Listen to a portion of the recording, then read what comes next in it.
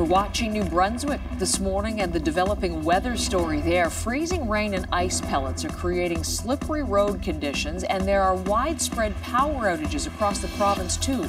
Crews out trying to restore electricity, and that's a big job dealing with the numbers we're talking about this morning. We want to bring you right up to date on this. The spokesperson for NB Power is Marie-André Bolduc, and she joins me from Fredericton this morning. As we take a quick look live at Fredericton, you can see the situation in the live picture. There it is at 7:45. Marie-André, good morning to you.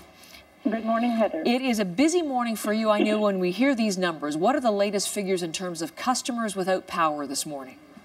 Well, we have widespread outages throughout the province. We're at about 110,000 customers without power currently. So we've seen a lot of freezing rain and ice pellets through the evening and overnight, and it's caused trees to make contact on the lines, as well as a heavy buildup of ice on the lines themselves. So that is bringing them down. But that number itself, 110,000, Marie-André, I did a little quick look, and the last census numbers put the population of New Brunswick at about 750,000. So that's a very high proportion of the province without power this morning. That has to be one of your biggest outages.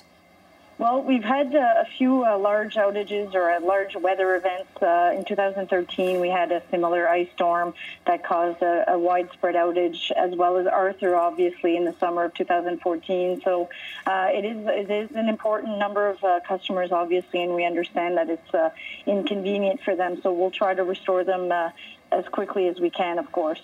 So let's talk about that effort to restore power. Number of crews out, what are they doing? Well, we're going to have at least 120 crews on the ground throughout the day, and we're already in discussions with other utilities and other contractors to come in and help give a helping hand.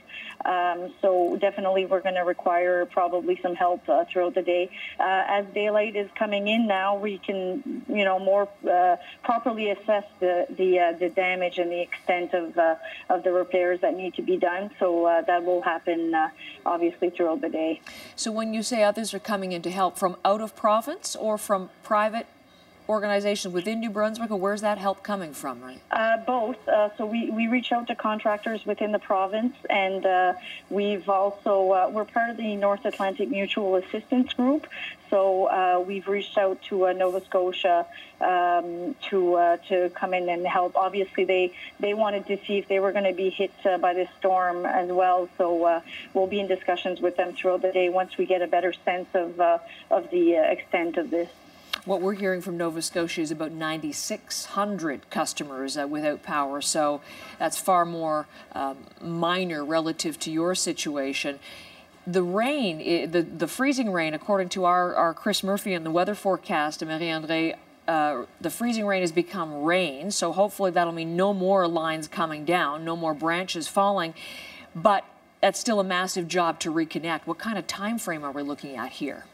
Well, absolutely. You bring up a good point in the sense that in some areas of the province, the storm is still ongoing. So, road conditions and access to the sites of the outages can be very challenging for the crews. The crews that worked overnight reported that it was extreme harsh weather or conditions to work in. So, obviously, that'll hopefully.